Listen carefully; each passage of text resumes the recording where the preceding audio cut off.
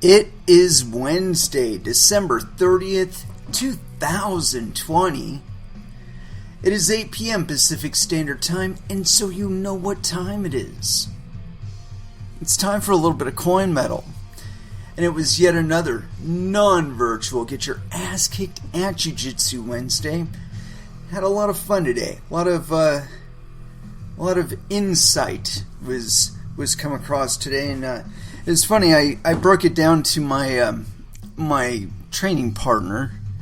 The essence of like the learning process of jiu-jitsu, where it's like a it's described as osmosis by some people, where it's just like one day it's like you got all these puzzle pieces, you know, and like they're floating around, and some of them are stuck together, and you know you got kind of like a general outline, you know, like maybe got like the frame of it, right, and maybe a little bit of the inside, but you don't have like everything. And then just like one day, it's like somebody like grabs it, throws it in the air, and it all lands on the ground, and it all falls in place, and like all the parts are in the right place, and it feels right. And you suddenly understand what your instructor was trying to communicate to you. And there's an even bigger process after that. And I've only peeked it. I've only just like kind of scratched the surface a little bit, where you start to improvise on top of it. So not only doing the move itself, but like if you miss the move, contemplating missing the move, and like the transitions that you might navigate to from there. And like I said, I've only like scratched the surface on that one, where you know you're going for an arm bar and it doesn't quite work out, but you manage to navigate back around to the back, and you know you take the neck. And anyway, point being that I saw some really good jiu-jitsu today on SUG, and if you have not had an opportunity to check that out, it's like, if you're interested in jiu-jitsu and you're interested in wrestling, like the people that you're watching compete, they're Olympic level. You know, they're competition level. They compete in fucking college at least. Shit, at least one of them was an MMA fighter, Bader. He was in the UFC for crying out loud. So, you know, the point being that they're really, really skilled fighters, and they're doing jiu-jitsu. And so it's like, if you see like all the moves that your instructor tells you, and more. I mean, I saw a lot of shit today that I've never seen in class. But the point being that there's those elements, and you're able to see it in action. You know, it's like, okay, that's why he said to do that, because you just countered him there. You know, and so like I said, if you're into jiu-jitsu, it's like if you could take somebody who has like all of the techniques that you've ever learned, like stuffed between their ears, and put them up against somebody else who's equally as skilled, and then like threw them together in the octagon. That's what it was.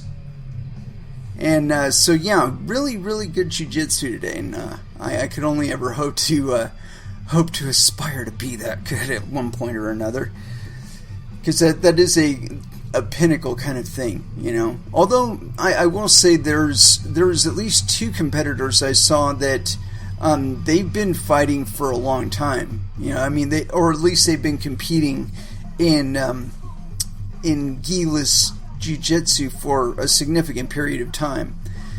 And so, you know, again, it's one of those things where you'll sometimes get those insights directly from class.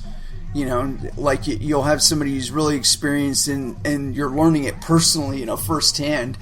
And you kind of wish that somebody was filming it so that you could see how badass the jiu-jitsu being used on you actually looks to everybody else. Because I mean, I've rolled with some really, really skilled guys, and it's like, whoo, this person just fucking playing with me. This person could just like rip this arm off, you know, throw that choke in, throw that face crank in.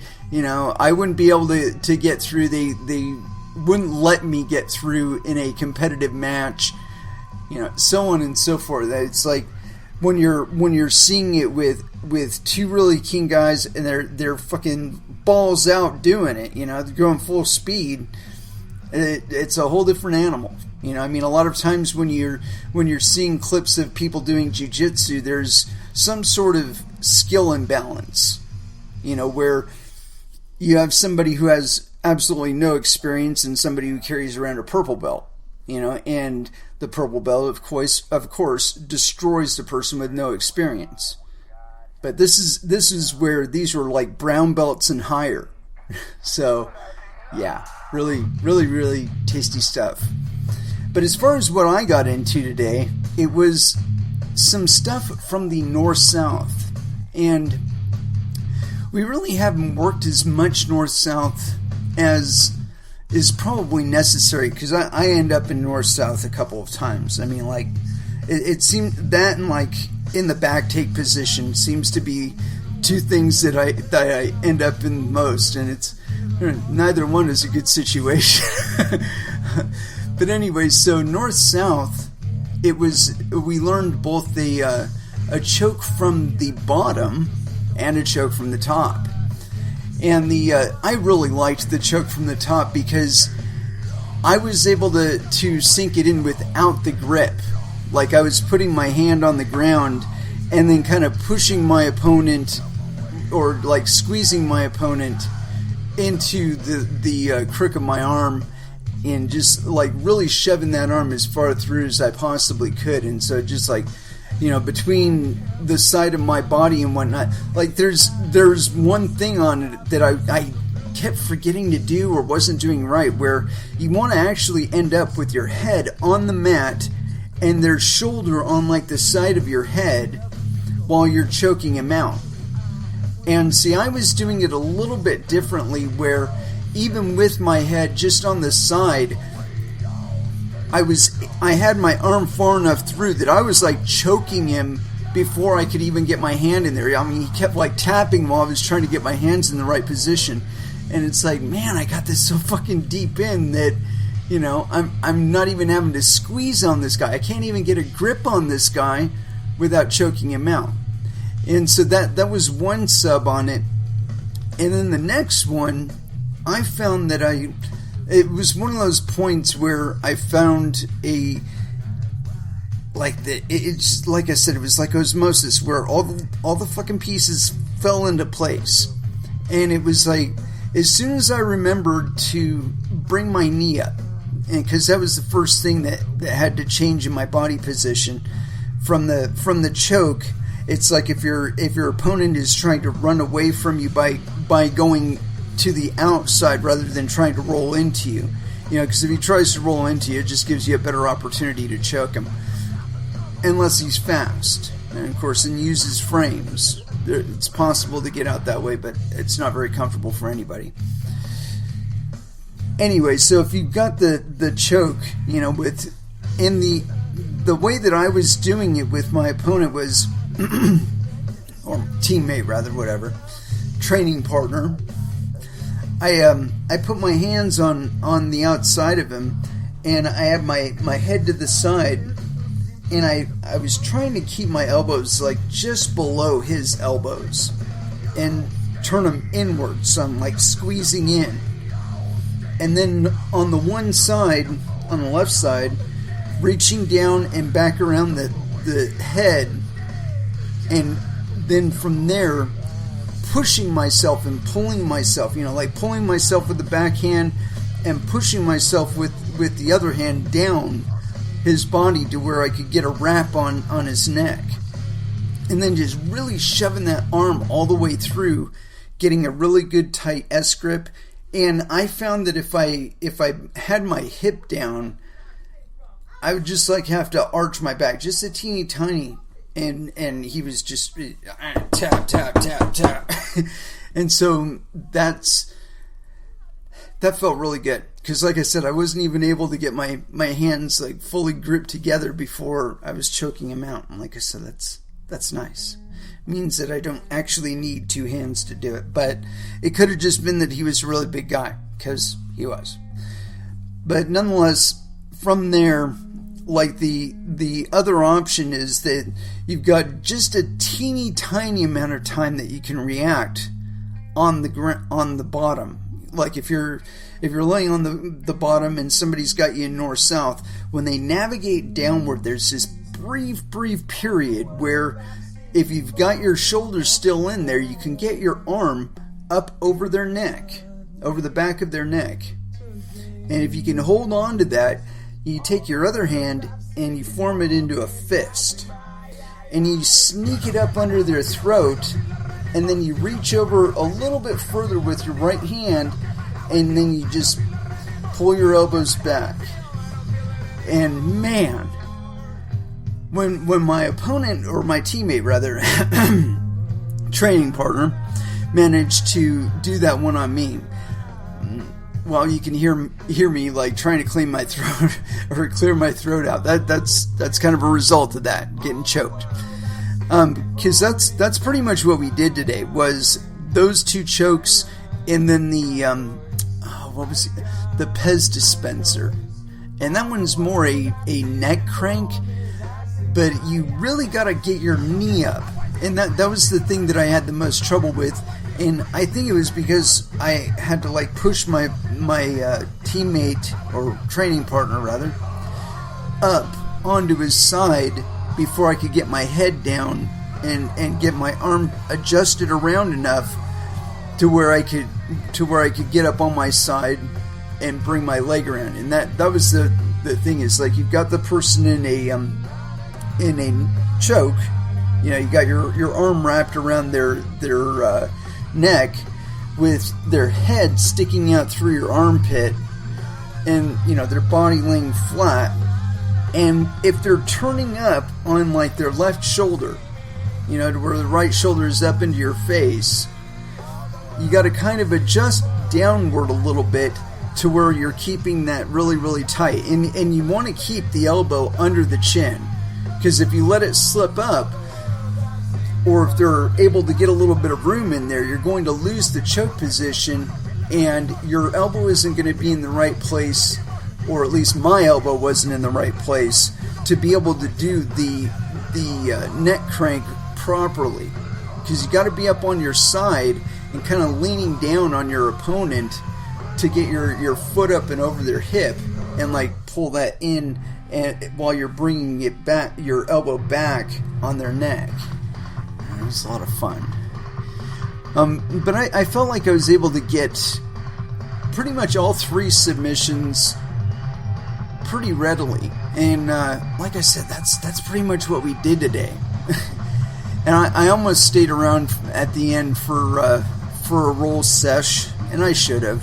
I'm starting to get that guilt where I'm feeling capable and kind of antsy to want to be on the mat. But I'm not quite there yet. Just a little bit further. I think I got to lose another couple pounds or something, and that it'll just like overcome me. That no, you can't fucking leave yet. You gotta get some skin on you. Anyway, I'm not quite there yet. And besides, I feel like I injured something on my elbow today. We were doing push-ups where you clap in the middle, and when I did that, I don't know what happened, but like I got this knot just above my elbow. And I don't think I tore anything, but I think I might have landed on it wrong, or I don't know. But I mean, it's not broke or anything like that, but it just doesn't feel good. Like I said, it got a nice knot on there now.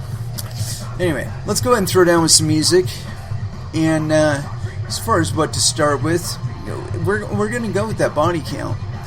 But what song? I played the shit out of Carnivore, and I don't want to do that.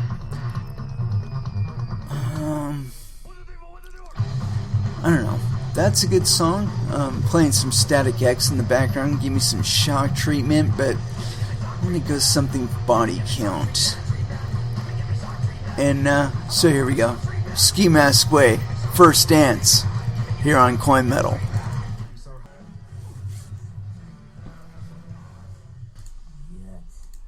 And that was Megadeth with Something I'm Not. And so, as far as what we're going to get into today, I got a little more on Ripple.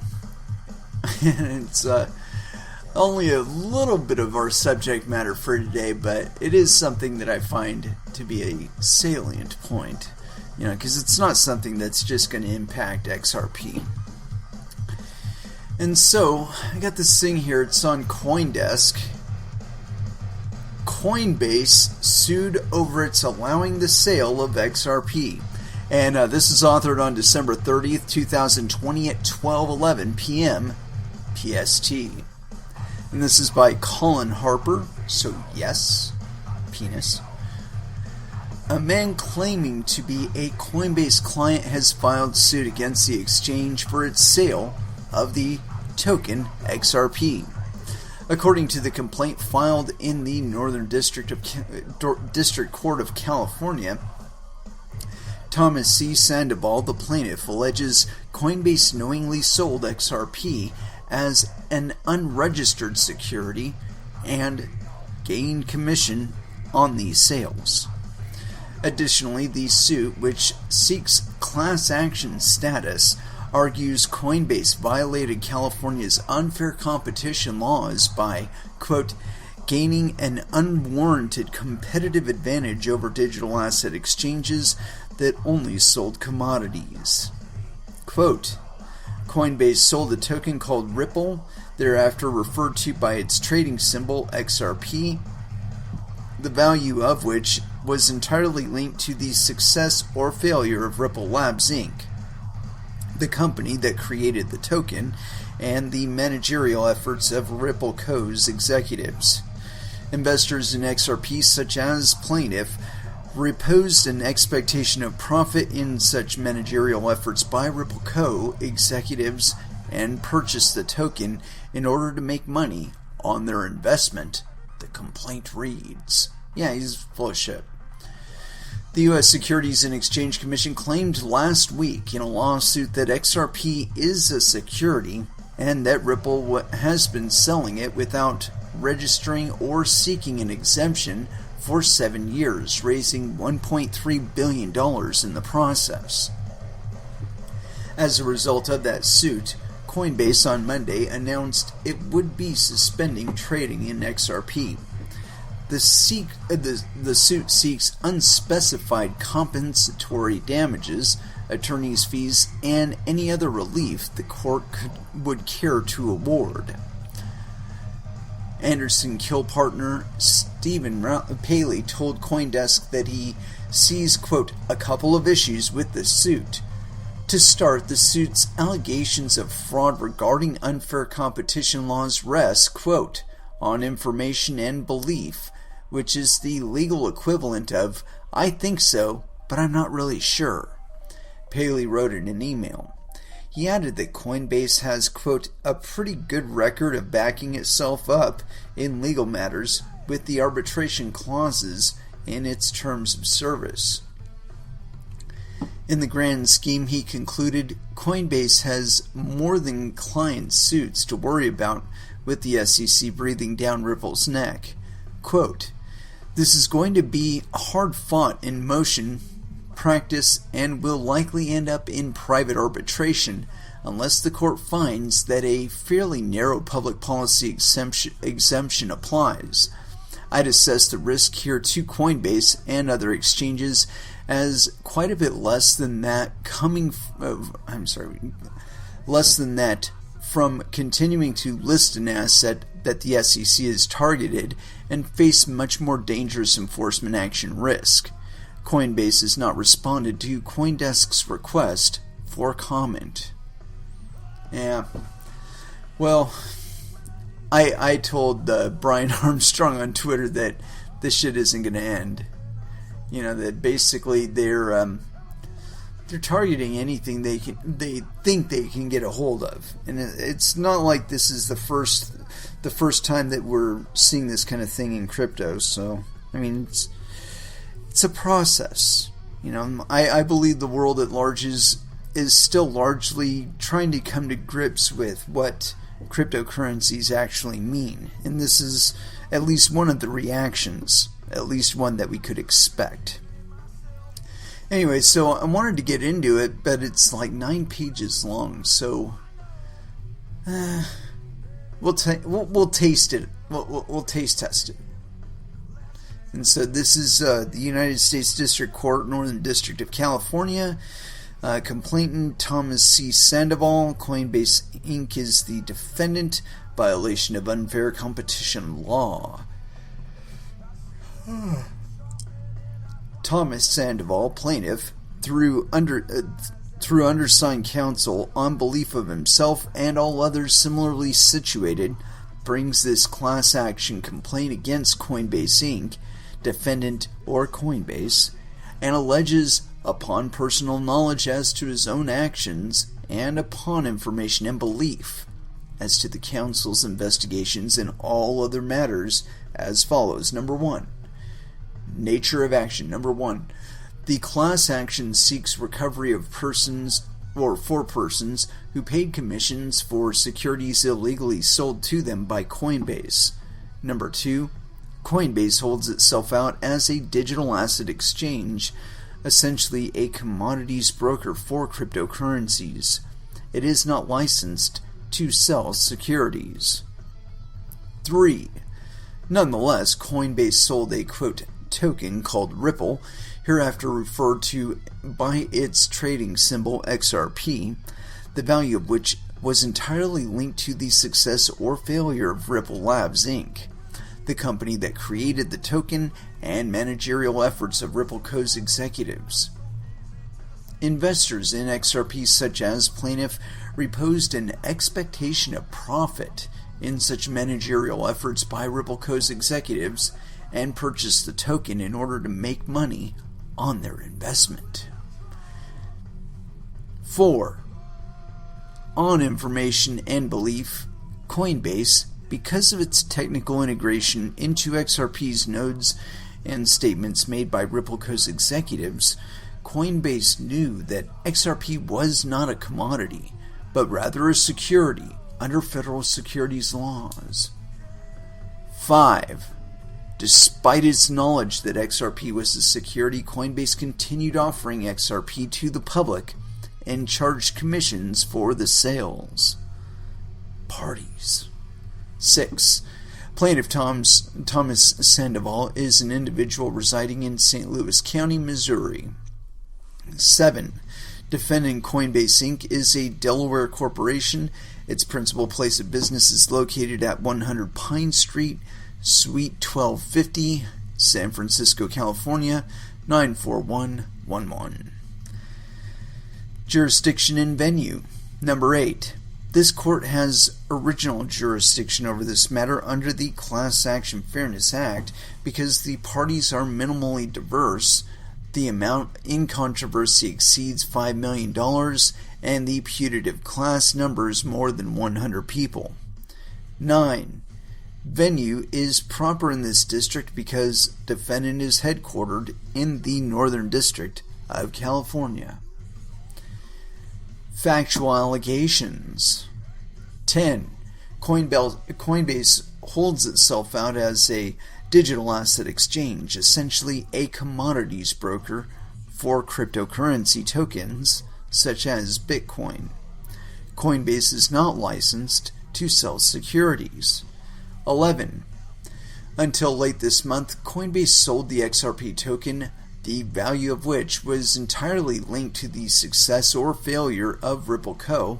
and the managerial efforts of its executives. Indeed, Ripple Co.'s survival is as a corporate entity dependent on its role on its sale of unlicensed XRP securities to the public to fund its business operations. 12.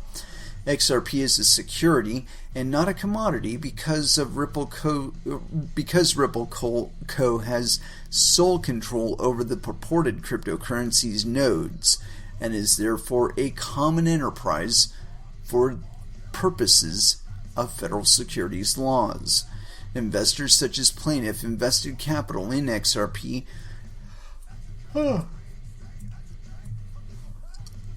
with the expectation of profit from Ripple Co.'s sole efforts.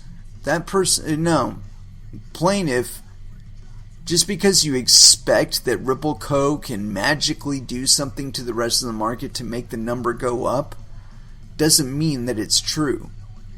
And I can assure you, at no time did any Ripple executive, Mr. Garlios or anybody, promise you individually that your investment in Ripple was going to result in an appreciation on your investment capital. Continuing on. 13. A node is a computer server that holds the transaction ledger for the currency and processes transactions. 14.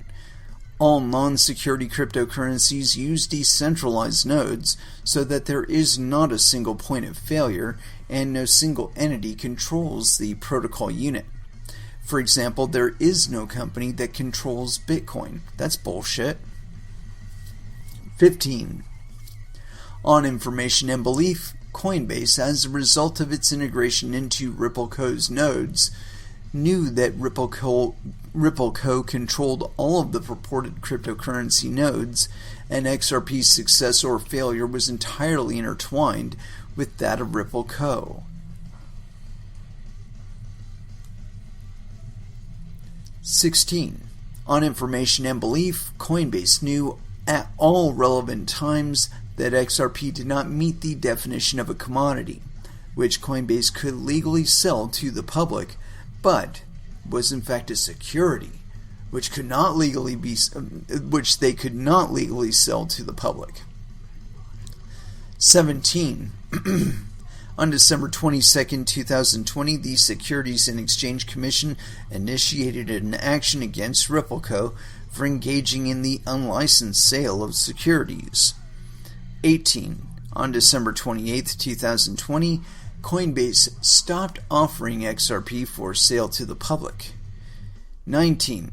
Consumers who purchased XRP on Coinbase paid a commission to Coinbase. 20. Coinbase's actions of offering XRP to the public and collecting commissions from purchasers emanated from the state of California. 21. On November 6, 2020, and again on December 17, 2020, plaintiff purchased XRP on Coinbase and paid a commission to Coinbase.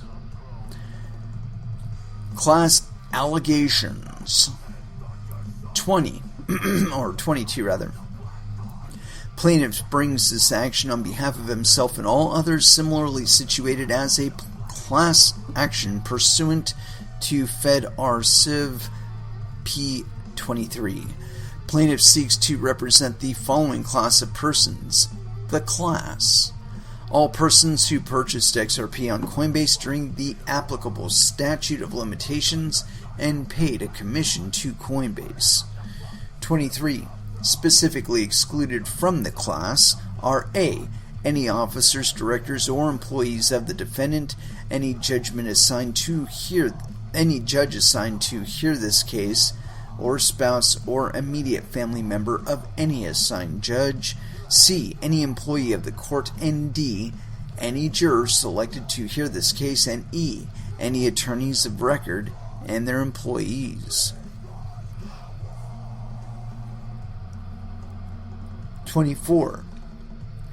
Plaintiff reserves the right to amend or modify the class definition with greater specificity by further division into subclasses or by limitation to particular issues. 25. Numerosity. Class members are so numerous that joinder of each individual class member would be impracticable and unfeasible, and the disposition of their claims as a class will benefit the parties, the court, and the interests of justice. In other words, you don't have to be there because they know what justice is and they're going to get it for you. 26. Ascertainability. The proposed class is ascertainable from objective criteria. Specifically, defendant maintains business records which include the names, contact information, and other identifying information of members of the proposed class. Oh, so they want to out a whole bunch of Coinbase customers that don't actually have any bitch with Coinbase. Oh, fuck you. 27. Commonality and predominance. There is a well-defined community of interest among the class's members, and common questions of both law and fact predominate over questions affecting individual members. These common legal and factual questions include, but are not limited to, whether Coinbase violated California's unfair competition law by selling XRP to the public. 28. Typicalicity?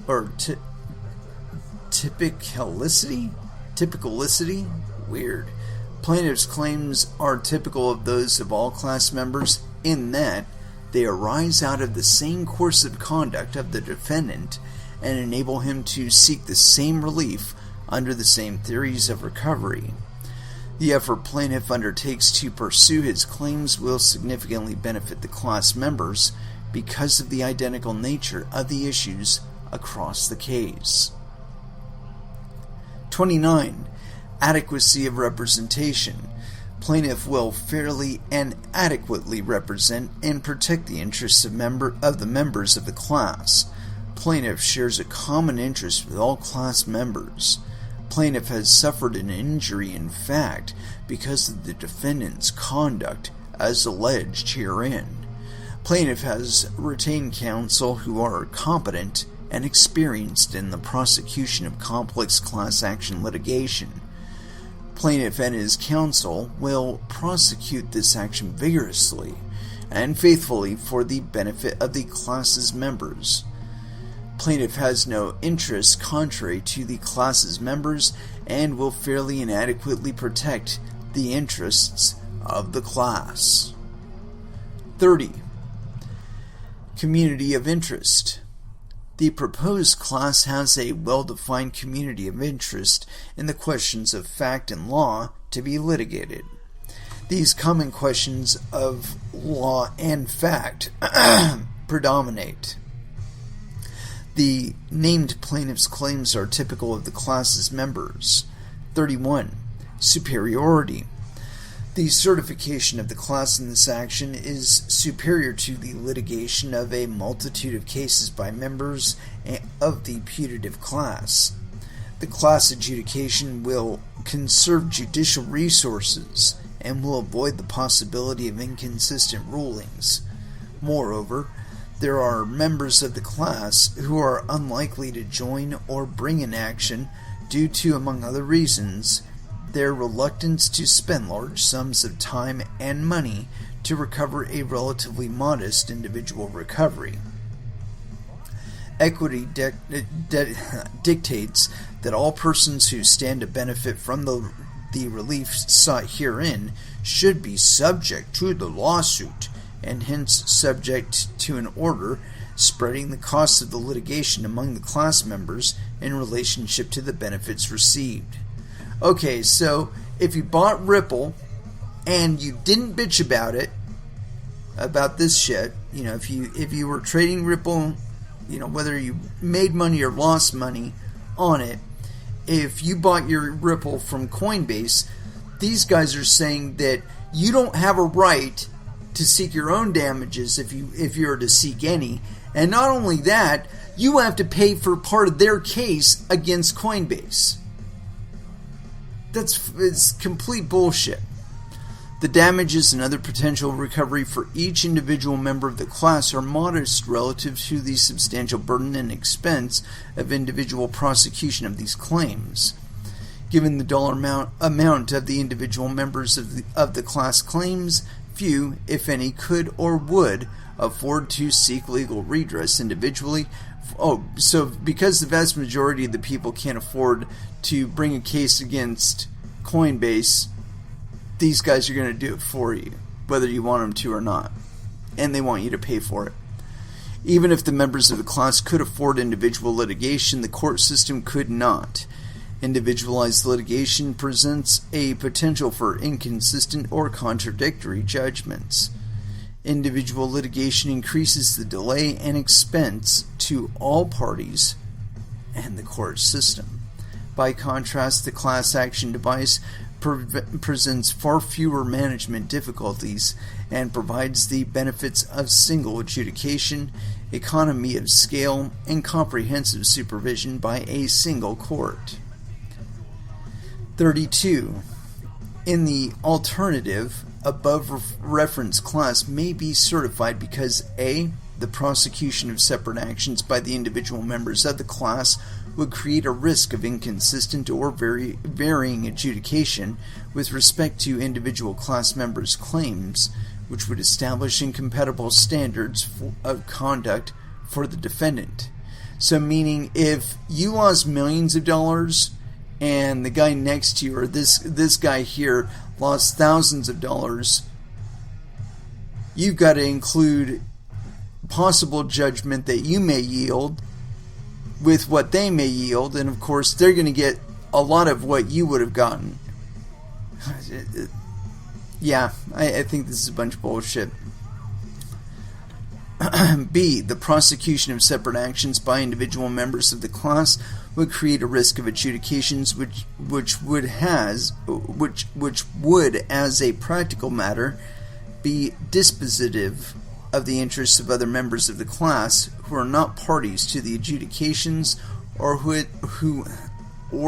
would substantially impair or impede the ability of other members to protect their interests. And C.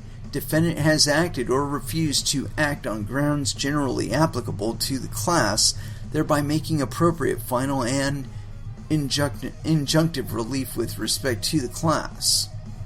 The first cause of action, Business and Professions Code, Section 17200, Class Claim. 33. Plaintiff incorporates all preceding and succeeding allegations as if fully set forth herein. 34.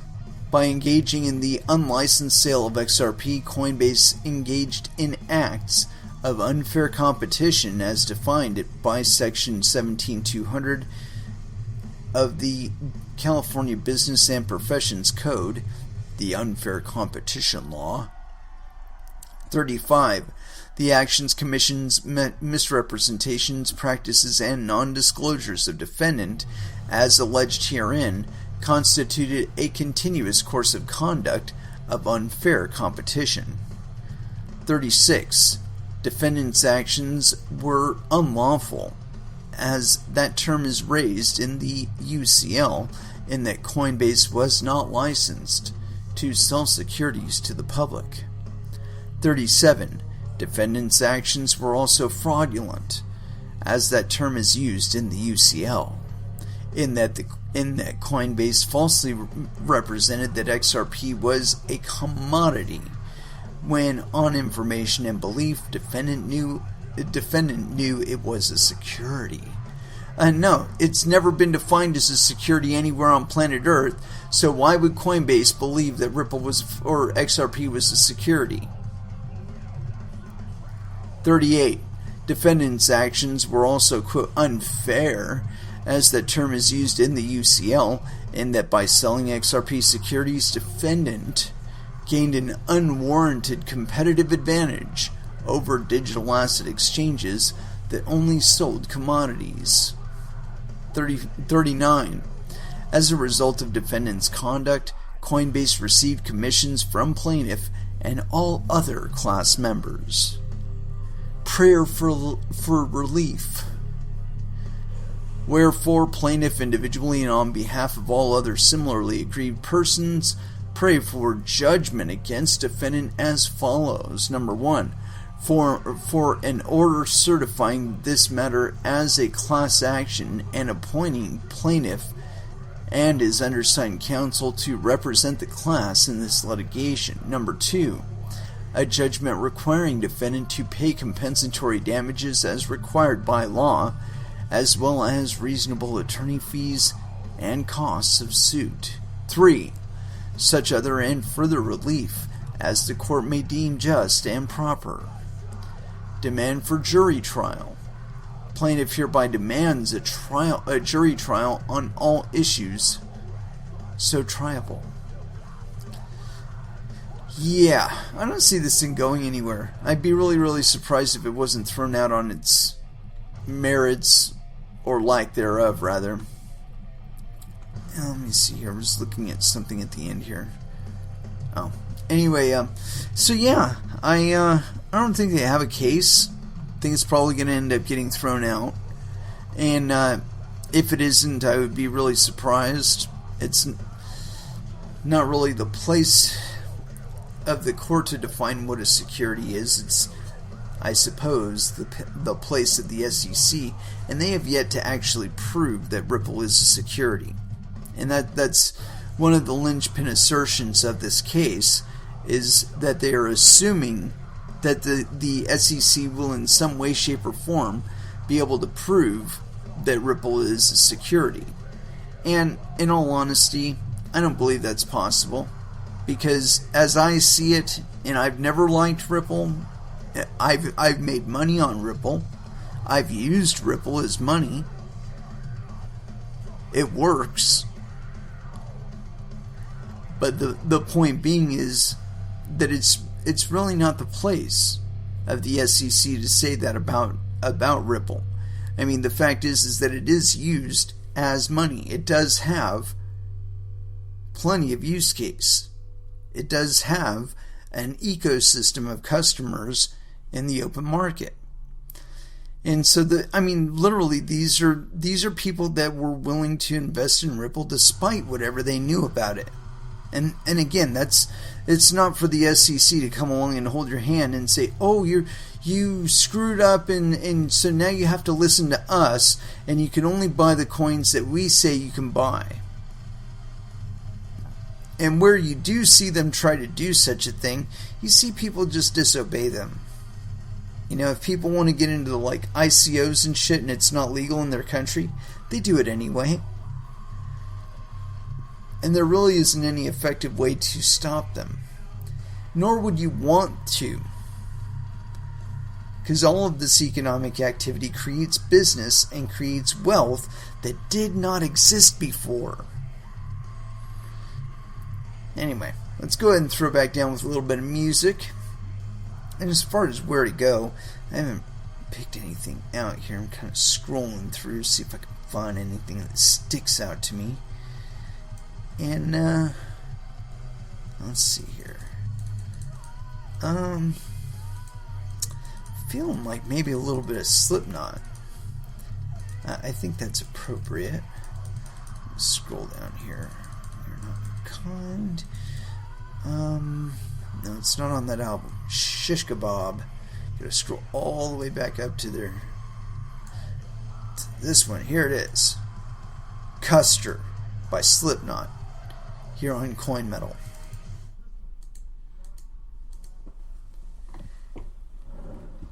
And that was Overkill with Last Man Standing.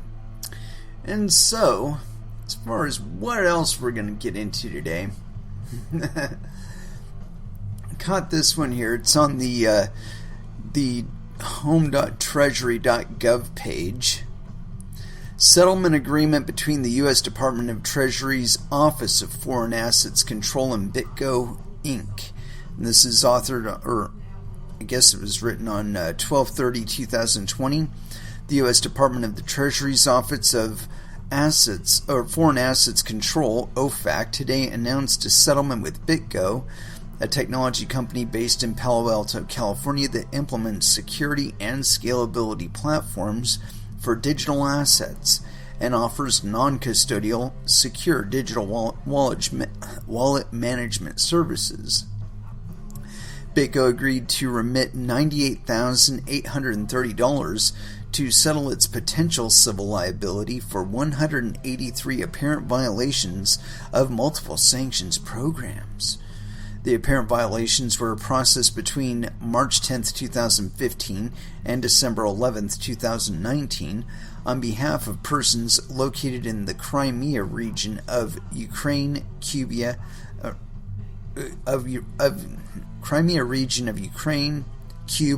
Iran, Sudan, or Syria that were using Bitco's non-custodial secure wallet management services. Yeah, and they were probably doing it on behalf of the U.S. government, but they can't disclose that. And so, let's get a little bit further into this thing. Bitco, a technology company, blah, blah, blah. We got that part. And so, let's see. Using non-custodial secure wallet management service, Bitco had reason to know that these users were located in sanctioned jurisdictions based on the Internet Protocol IP address data associated with devices to log into the Bitco platform. At the time of transactions, however, Bitco failed to implement controls designed to prevent such users from accessing its services. You know what? It wasn't a fucking demand back in 2015, so go fuck yourself. Ofac determined that Bitco did not voluntarily self-disclose the apparent violations, and the apparent violations constitute a non-egregious case. This action emphasizes that Ofac sanctions compliance obligations apply to all U.S. persons, including those involved in providing digital currency services. As part of a risk-based approach, Ofac encourages companies that provide digital currency services to implement sanctions compliance controls commensurate with their risk profile. Description of the apparent violations and conduct leading to the apparent violations. Between approximately March 10, 2015 and December 11, 2019, Bitco processed 183 digital currency transactions totaling $9,127 on behalf of individuals who, based on their IP addresses, were located in sanctioned jurisdictions. The apparent violations related to Bitco's Hot Wallet secure digital wallet management service. Individuals located in Crimea, Cuba, Iran, Sudan, and Syria signed up for, quote, hot wallet accounts and accessed Bitco's online platform to conduct digital currency transactions. At the time of the apparent violations, Bitco tracked users' IP addresses for security purposes related to account logins. Bitco, however, did not use IP address information for sanctions compliance purposes. Yeah, because it wasn't a fucking requirement at the time. As a result, users located in Crimea, Cuba, Iran, Sudan, and Syria were able to create and use digital currency wallets on Bitco's platform and engage in digital currency transactions despite Bitco's ability to identify the location of these users. Yeah, who really gives a fuck? Prior to April 2018, Bitco allowed individual users of its secure wallet management services to open an account by providing only name and email address. Yeah, that was the standard back then, so fuck you. In April of 2018, Bitco amended its practices to require all new account holders to also verify the country in which they are located. But Bitco generally relied on each user's attestation regarding their location and did not perform additional verification or due diligence on the location of its users. Yeah, fuck you. So what? However, after learning of the apparent violations in January 2020, Bitco implemented an Ofac sanctions compliance policy and undertook significant remedial measures as described below. By failing to prevent users located in Crimea, Cuba, Iran, Sudan, and Syria to access and use its services to engage in digital currency transactions, Bitco apparently violated Executive Order 13685 of what? What? December 19th, 2014, blocking property of certain persons and prohibiting certain transactions with respect to the Crimea region of Ukraine, the Cuban Assets Control Regulations, 31 CFR 515-201, the Iranian Transactions and Sanctions Regulations, 31 CFR 562-204, the Sudanese Sanctions Regulations, 31 CFR 538-205, and the Syrian Sanctions Regulation, 31 CFR 542-207. So, let this be a lesson to you. If you're going to use cryptocurrencies in the manner that they were originally intended, i.e. in an international and stateless manner, make sure you're doing it from your own wallet that you are hosting to a wallet that some other individual, wherever they may be, is also hosting. Continuing on. Penalty calculation and general factors analysis. The maximum statutory civil monetary penalty applicable to this matter is $53,051,675. Ofac determined that Bitco did not voluntarily disclose the apparent violations, and that the apparent violations constitute a non-egregious case. Accordingly, under Ofac's economic sanctions enforcement guidelines, the base civil monetary penalty amount applicable in this matter is $183,000.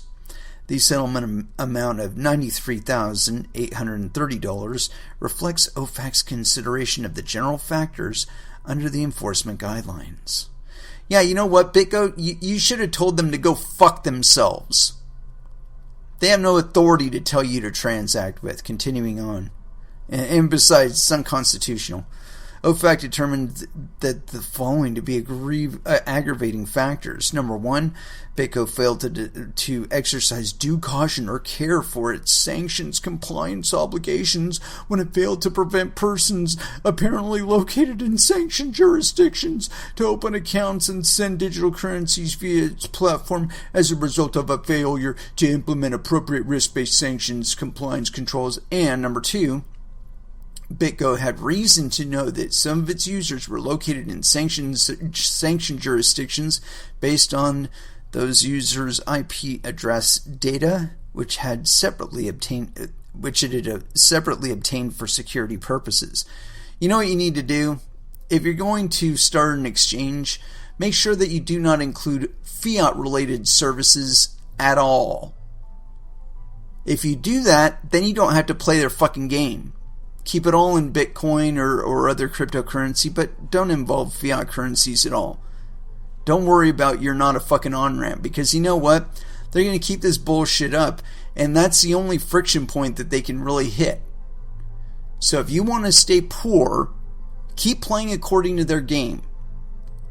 If you want to get rich, completely fucking ignore them and operate solely with crypto. Do not involve fiat currencies at all. And then you don't have to worry about this shit. Continuing. Ofac determined the following to be mitigating factors. Number one, Bitco is a relatively small company that has not received a penalty notice or finding a violation from Ofac in the 5 years preceding the date of its earliest transaction, giving rise to the apparent violations. Number two, Bitco cooperated with Ofac's investigation into these apparent violations. And number three, Bitco represented that it has invested in significant remedial measures in response to the apparent violations as a part of its agreement with Ofac to implement compliance commitments intended to minimize the risk of reoccurrence of similar conduct in the future, including Bitco hired a chief compliance officer and implemented its new Ofac policy, which now applies to all Bitco services. Yeah, you bunch of fucking pussies.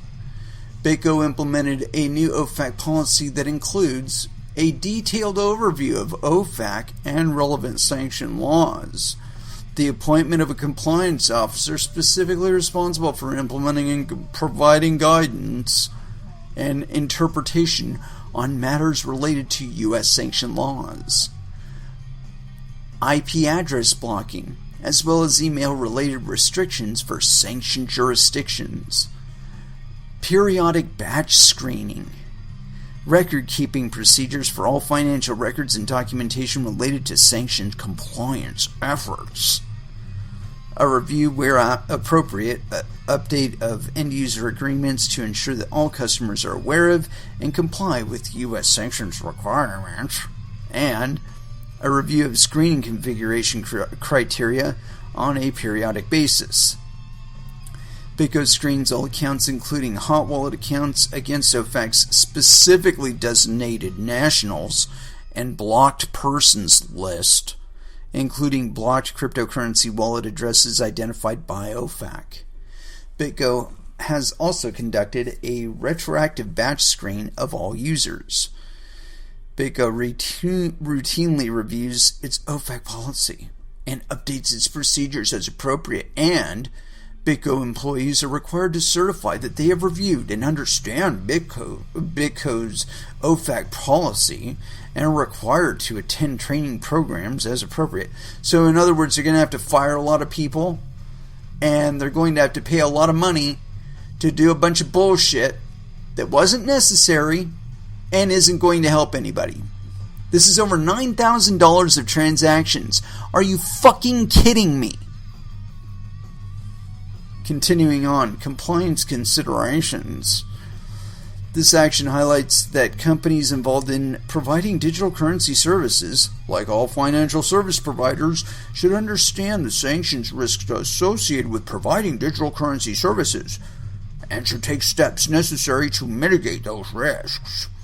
Companies that facilitate or engage in online commerce or process transactions using digital currency are responsible for ensuring that they do not engage in transactions prohibited by Ofac, such as dealings with blocked persons or property, or engaging in prohibited trade or investment-related transactions. Yeah, if they find out that they got some fucking list out there apparently of people that you cannot do business with at all. Can you fucking imagine that? You are globally blacklisted if you're on that list. What the fuck? These people are fucking criminals. I'm telling you, fucking criminals. They're trying to enforce authority over cryptocurrencies that they do not have. They cannot tell you not to mine. They cannot tell you not to let transactions go through. Continuing on. To mitigate such risks, administrators, exchangers, and users of digital currencies should develop a tailored risk-based sanctions compliance program. Ofac's a framework for Ofac compliance commitments notes that each risk-based sanctions compliance program will vary depending on a variety of factors, including the company's size and sophistication. In other words, if you've got enough money to go after. Products and services, customers and counterparties, geographic locations, but should not be predicated on and incorporate at least 5 essential components of compliance: management commitment, risk assessment, internal controls, testing and auditing, and training. Within that framework, this enforcement action emphasizes the importance of implementing technical controls, such as sanctions list screening and IP blocking mechanisms to mitigate sanctions risks in connection with digital currency services. Additional guidance from Ofac related to this provision of digital currency services can be found here. Ofac Enforcement and Compliance Resources. On May 2, 2019, Ofac published a framework for compliance commitments in order to provide organizations subject to U.S. jurisdiction, as well as foreign entities that conduct business in or with the United States, or U.S. persons that use U.S. origin goods or services, with Ofac's perspective on essential components of a sanctions compliance program. The framework also outlines how Ofac may incorporate these components into its evaluation of apparent violations and resolution of investigations resulting in settlements. The framework includes an appendix that offers a brief analysis of some root causes of apparent violations of U.S. economic and trade sanctions programs Ofac has identified during its investigative process. Information concerning the civil penalties process is discussed in Ofac regulations governing the various sanctions programs and in 31 CFR Part 501. On November 9, 2009, Ofac published Appendix A Part 501, the Economic Sanctions Enforcement Guidelines. Yeah, bullshit. They didn't publish any such shit. Anyway, if they did, I really don't care. Because the fact of the matter is I could sit here and say that they have a right to regulate this shit, but they really don't. I mean, if some kid starts mining tomorrow and some transactions from Uzbekistan or fucking Syria or Israel or wherever go through their node, go through their miner, and get recorded on the blockchain, that's too fucking bad. That's just the way it works. You know, I know that these people are looking at cryptocurrencies and they're like, oh, we got to get a hold of that.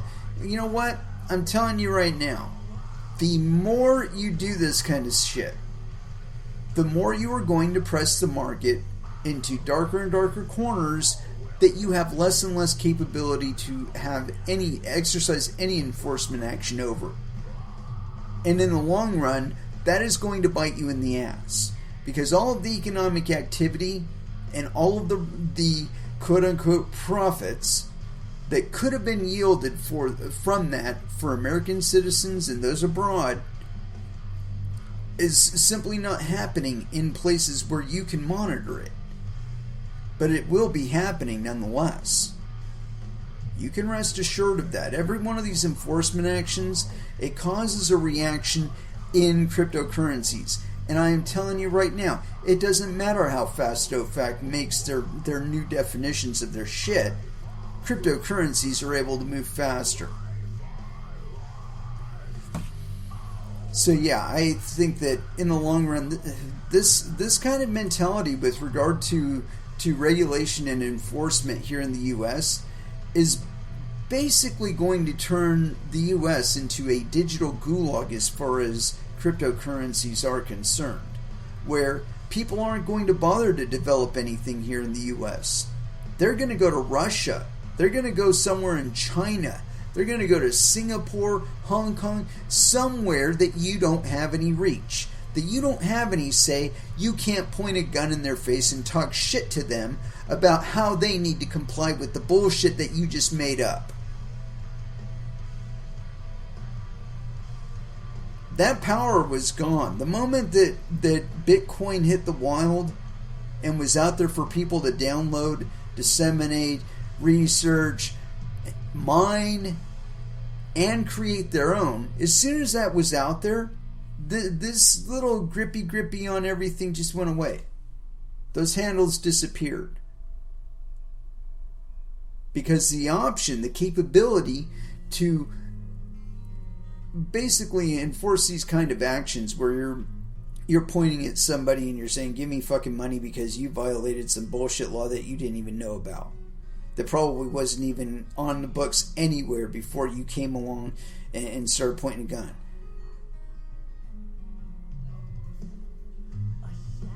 Again, cryptocurrencies are beyond their jurisdiction. They're international by their very nature. The Bitcoin network is international by its very nature. The idea of trying to tell one peer on that network to not transact with another peer on that network is completely fucking ludicrous.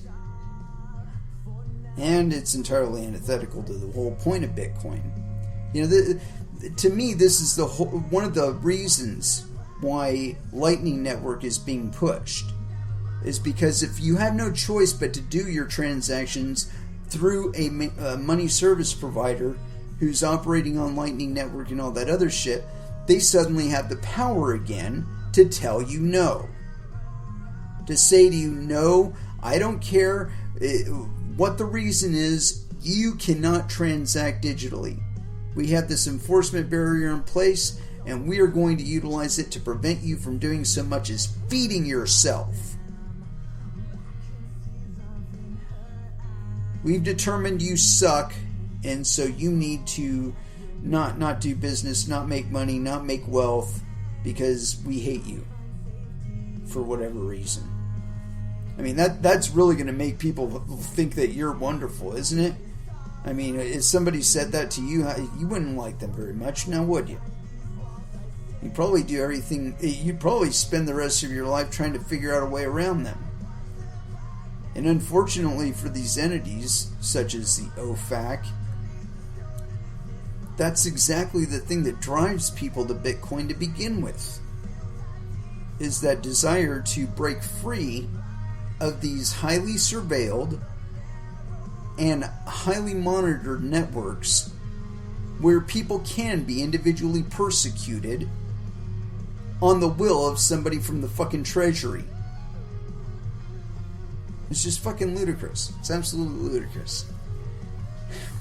Anyway, so speaking of violators, I do have some other stuff I want to get into here, but I gotta take a whiz really, really bad. So I'm going to go ahead and drop back down to music. I'm not really going to guide it or anything, so if something objectionable comes up, my apologies, but I'll be right back. Anyway, I'm going to throw it down with a little bit of dope here. Survive, here on Coin Metal.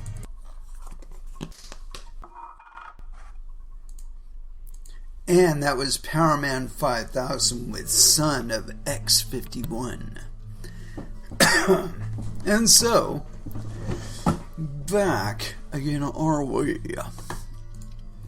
And so, we were talking about these unregistered securities, and these guys keep trying to bring, I think, a registered security.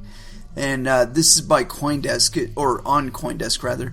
Van Eck proposes ETF for Bitcoin once again. And this is authored on December 30th, 2020 at 10:40 a.m. PST. And this is by Bradley Dale, so yes, penis. As 2020 draws to a close, one of the prior proponents for an exchange-traded fund, ETF, based on Bitcoin is trying again. Van Eck has submitted an application to the U.S. Securities and Exchange Commission for the Van Eck Bitcoin Trust. An ETF is seen as advantageous because it trades on the stock market much like shares in popular companies like Apple and Microsoft do.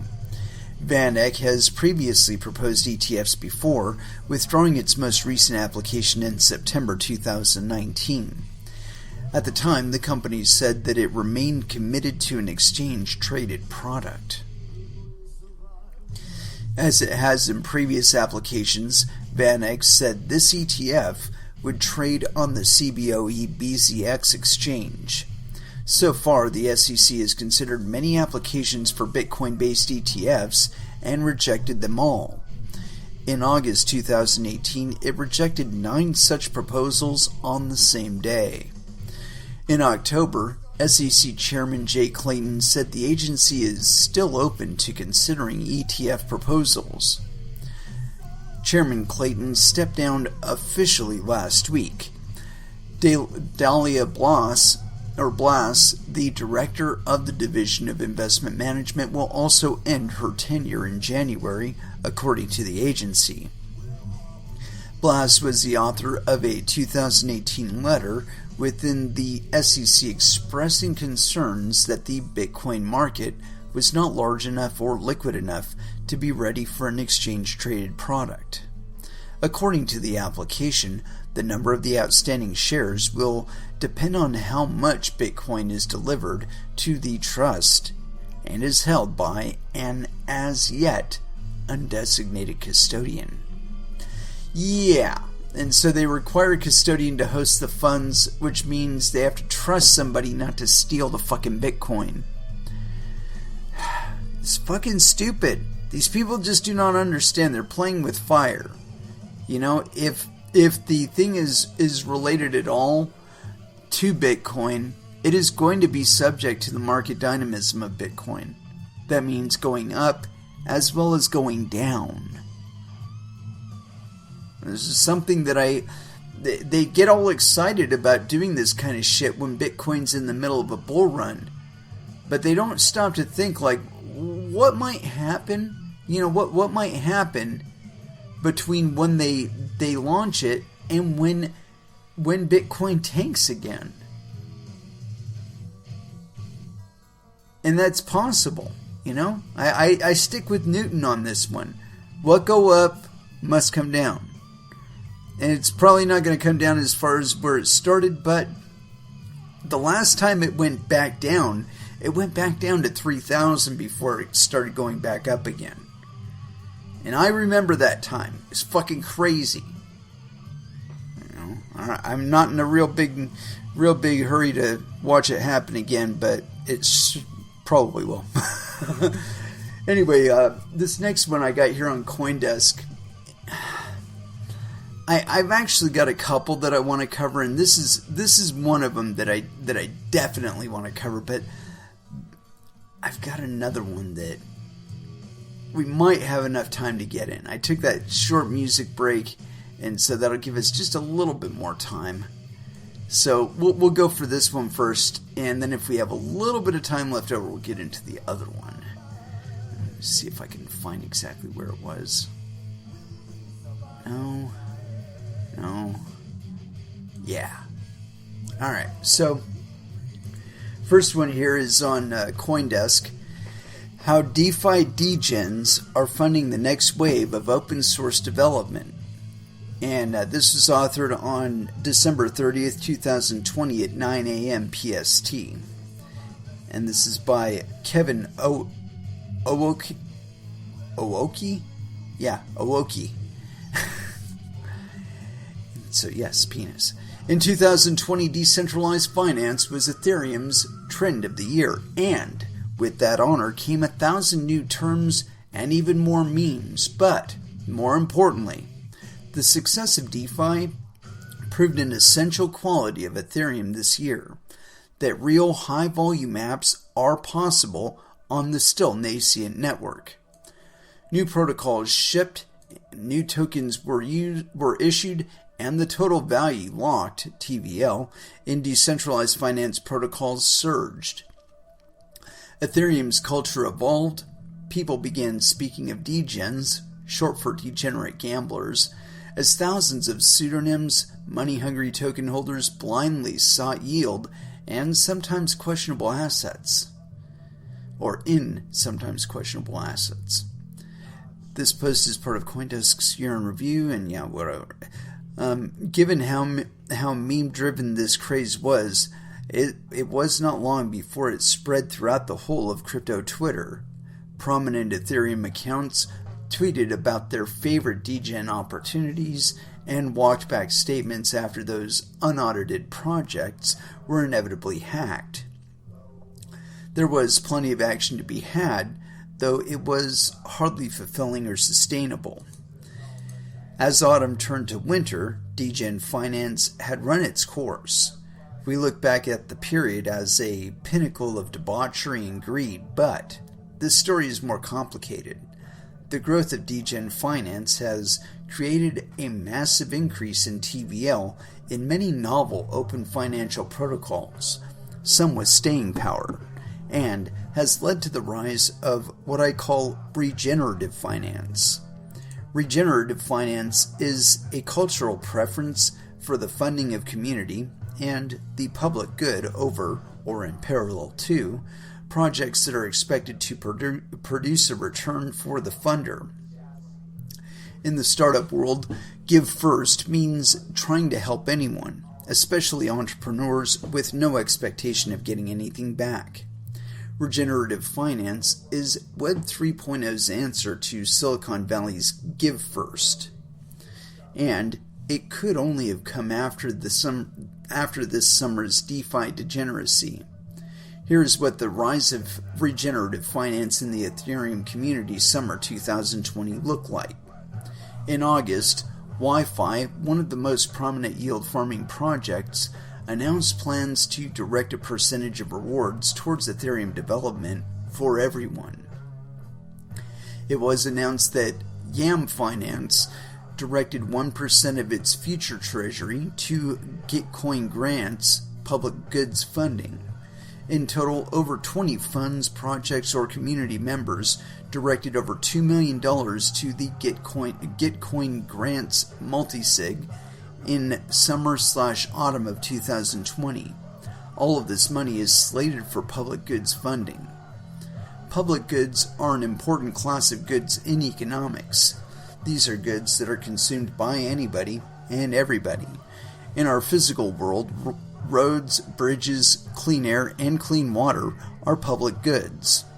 Open source software is the foundation of our digital infrastructure and the equivalent of a public good. in the digital world. In the blockchain world, open source software is what powers the infrastructure upon which many tokens are built. Without foundational projects like Ethereum 2.0 clients, common privacy tools, white hat hackers, or other tools by OSS developers, the cryptocurrency technology that is the foundation of your bags would not be secure. Over the past 3 years, I have been working on a project called Gitcoin Grants. Think of Gitcoin Grants as Ethereum's largest crowdfunding platform, a crypto-enabled Patreon that is focused on financing the infrastructure of the new open financial internet. In the past 18 months, over $4.5 million in funding has been distributed to public goods on Gitcoin Grants, culminating with $1 million given in the first 2 weeks of December. One interesting evolution of regen finance is a recognition of how the foundations of a secure, reliable, transparent, and open financial ecosystem relies on more than just funding the coders. Coin Center, a nonprofit dedicated to educating policymakers about public blockchains, raised over $300,000 from 335 contributors. After all, everyone in the cryptocurrency ecosystem derives good from policymakers being educated about our technologies.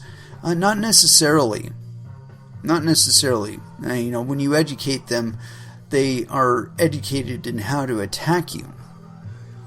Regen finance is democratic, not technocratic. No, I wouldn't believe that either. Regen finance is democratic, not technocratic. It is the community using peer-to-peer money to fund what the community needs funded.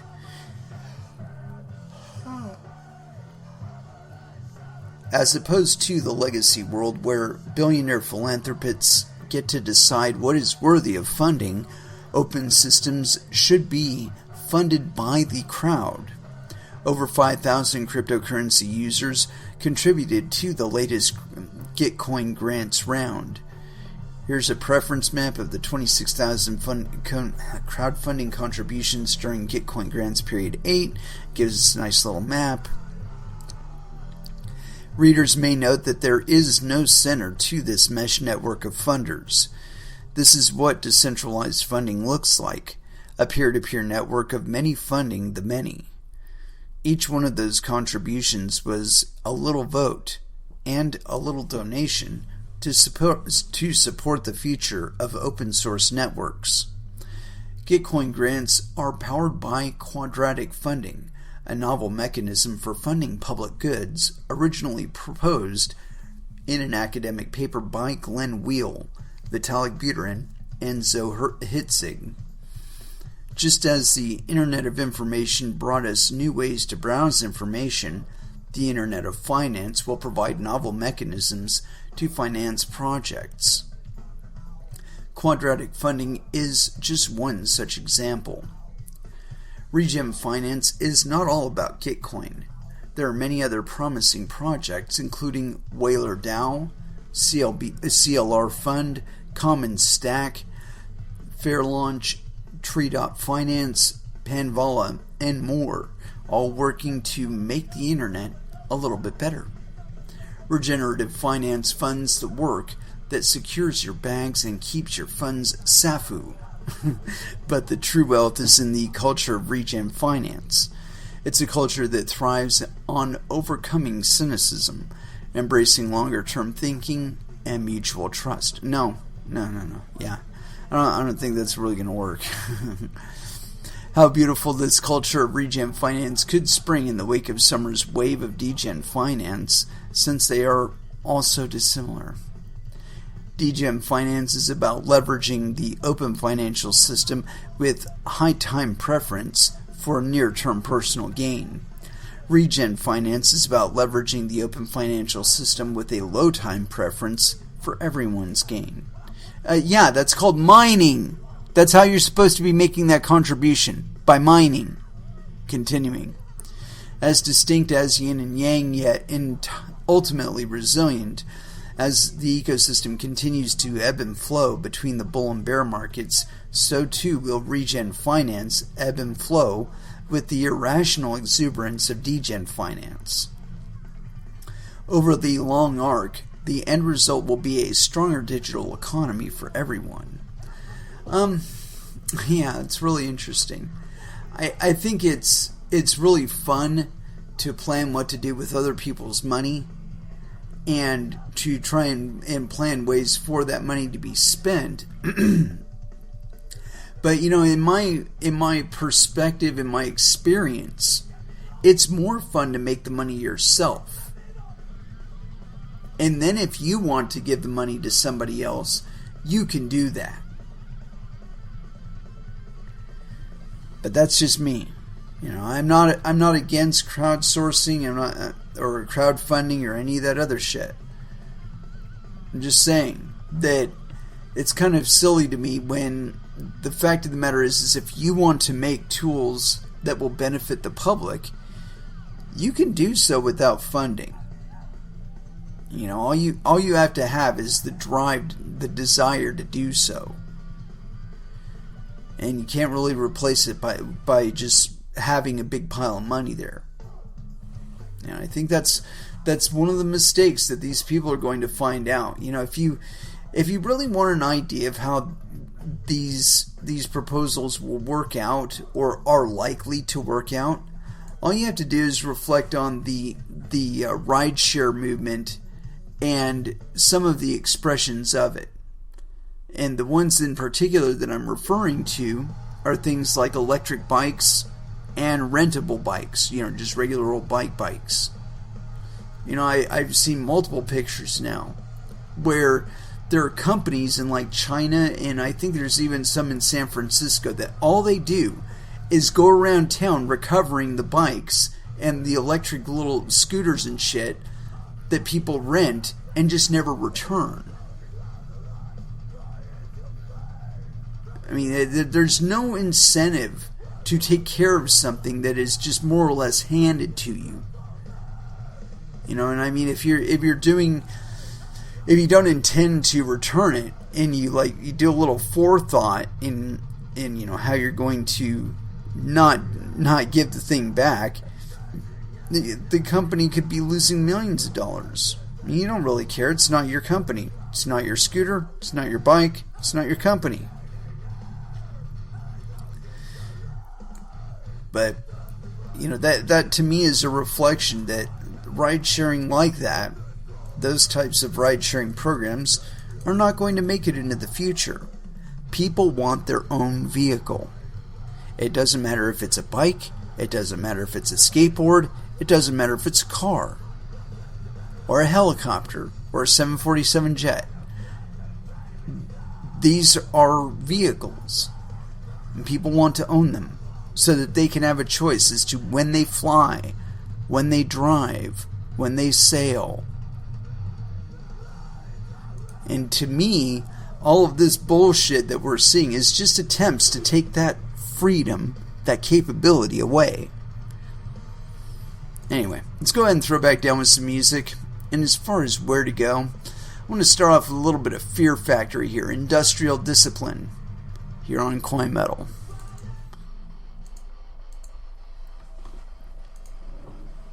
Oh, I was going to let that run. That's a little bit of Soundgarden there, Rusty Cage. As a matter of fact, I'll probably end out this episode with it, because I do love this song very much. And so I want to bring this episode to a close. Thank you very much for listening. I certainly do appreciate the support. We will be back again, not this Friday, because, well, probably be kind of busy getting drunk. But Monday, we will be back again at 8 p.m. Pacific Standard Time. And so until then, I want you all to trade safe. Do your homework. And watch out for your own bunghole, because nobody else is going to do it for you. And as far as our last dance is concerned, I think we had it right to begin with. Let's go ahead and throw down with a little bit of Rusty Cage by Soundgarden, Last Dance, here on Coin Metal. Thank you again for listening, and you all have an excellent weekend. And Happy New Year, by the way. Good night.